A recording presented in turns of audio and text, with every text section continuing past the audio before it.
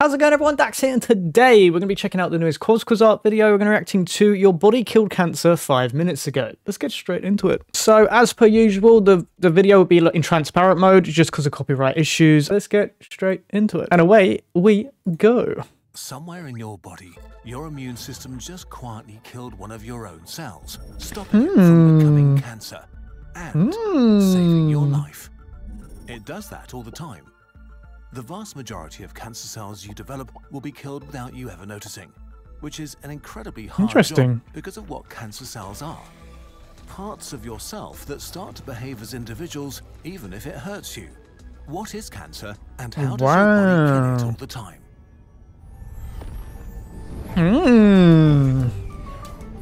Bum, bum, bum. Cancer is when corrupted cells multiply uncontrollably. It can emerge from basically every type of cell in your body, so there's not just a single type of cancer, but hundreds. Some others are aggressive, some can be treated effectively, others are deadly. In a sense, a cell that becomes cancer turns into something ancient and something new. Over billions of years, evolution has molded cells to survive and thrive in a hostile environment, fighting for space and resources. Until a new and exciting way of life emerged, cooperation. A division of labor that allowed cells to specialize and become more successful together. But cooperation requires sacrifices. For a multicellular being to stay healthy, the well-being of the collective has to matter more than the survival of the individual cell. Cancer cells stop being part of the collective and become individuals again.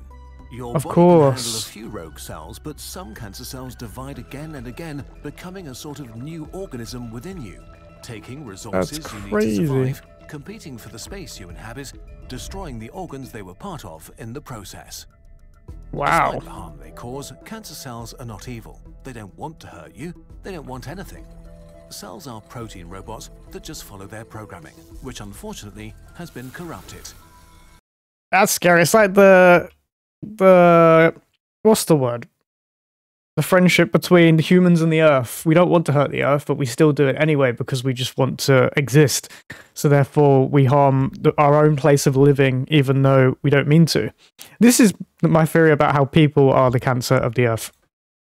The soul of the cell. Soul of the cell. Your cells have a nucleus filled with DNA. It consists of genes, instructions for how to build proteins, and when to make each one. These building instructions are copied and transferred to ribosomes, where they're used to make proteins. What kind of proteins your cells make determine what they can do. The important thing here is that a corrupt gene means you get a corrupt protein, which will get important later.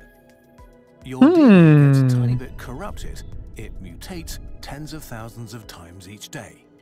Most of the time without any special cause, just by being alive. It's the Mary mushroom.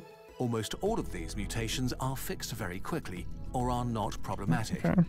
Still, over time, as your cells make copies of themselves, damage is accumulating. Oh, that makes sense. Yeah. Maybe one day a hair got on the scanner or a corner got frayed. Yeah, I've done this on Photoshop. Mistake becomes part of the new copies and all the copies that follow. I've also done this in video editing. The more and more you render a video, not any of you care, but the more and more you render a video on, like, let's say Sony Vegas or just any editing software, the quality goes down and down and down and down from the original video you've created. Just like that. You can increase DNA damage by doing things like smoking, drinking alcohol, by being obese, breathing in asbestos, by not using sunscreen, or contracting a virus like HPV. But the simplest way to damage DNA and get cancer is to be alive long enough.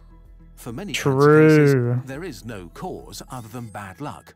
The damage that leads to cancer.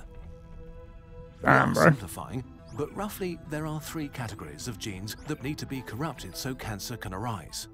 The first key mutation is in the appropriately named tumor suppressor genes, or TSGs. These genes are a bunch of things. For one, they produce control mechanisms that continuously scan your DNA for mistakes and copying errors and fix them right away. And then they keep normal cells from multiplying recklessly. If TSGs become damaged, your cells basically forget how to repair themselves and can reproduce unchecked. The second crucial mutation can happen in your oncogenes. When oncogenes are turned on, the cell is told to multiply rapidly. They were super active when you were inside your mother's womb. Hmm. To turn a single original cell into trillions in months, it needs to divide and grow rapidly.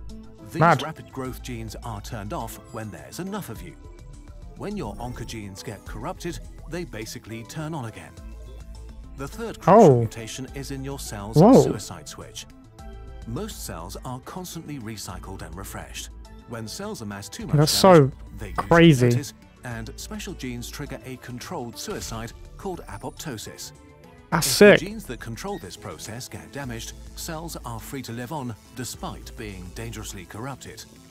So, if a cell becomes unable to fix the mistakes in its genetic code, loses the ability to destroy itself when it notices the damage, and begins to grow rapidly without restraint, it turns into a young cancer cell.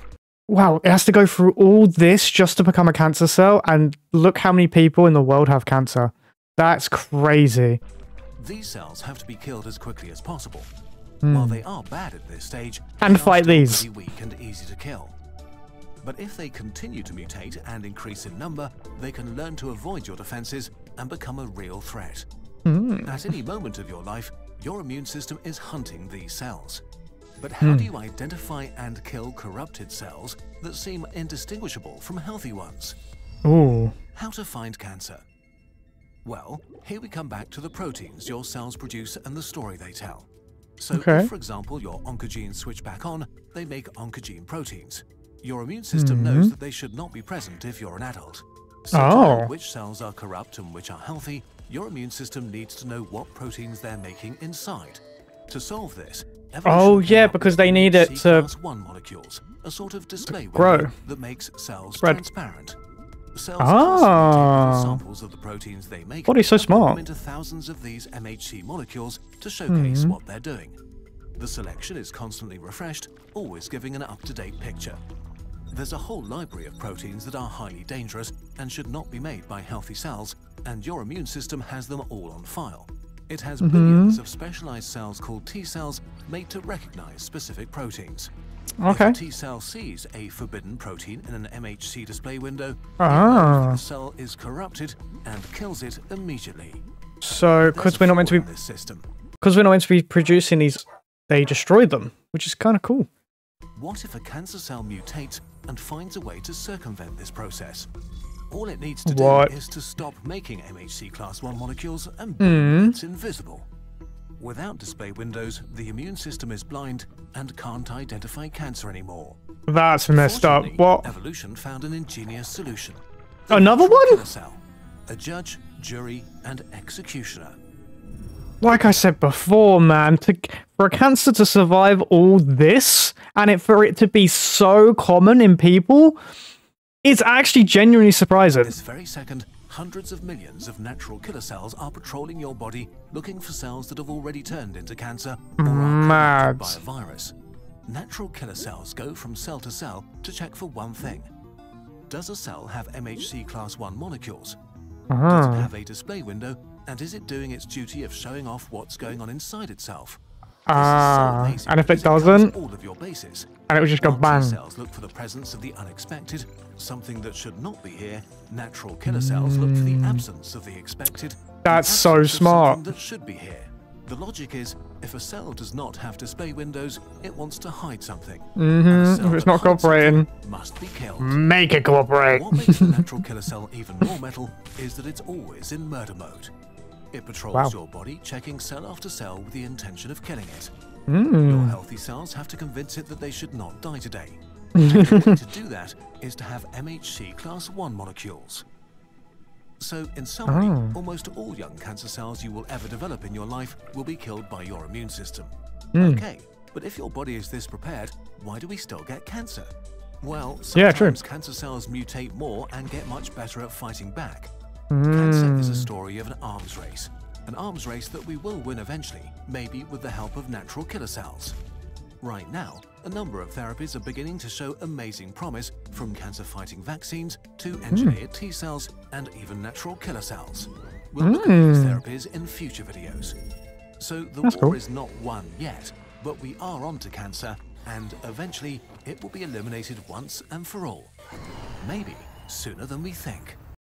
That's hard to believe, man. Do you know how much money they make from cancer? And I know that sounds horrible to say, but I heard somewhere that they make more money from people attempting to cure people from cancer than it would be to actually generally find a cure for cancer. So at the end of the day, they wouldn't want that. Like most pharmacies wouldn't want that. Or most like the medical industry does not want that to be a thing because they would lose so much money, which is kind of sad. I know it's only a theory and it's just like people talking, hearsay and all that lot, but it kind of, you can see the point to it. Like the world is made by money, and if they actually cured cancer, they would lose a lot of money. So, and there'd be a lot more people in the world. Do you know what I mean? Population density would be increased, and overpopulation might be a thing. So, are they really going to cure cancer? Have they already found a cure for cancer, but not telling everyone because they lose money? These are questions I think about all the time. And it's questions we should be asking, you know. We can't just sit there and take it at face value that they haven't found a cure yet. They probably have, but they're just money. Sad to say, but it might be true. Hell yeah. Okay, that's it. That's a good video.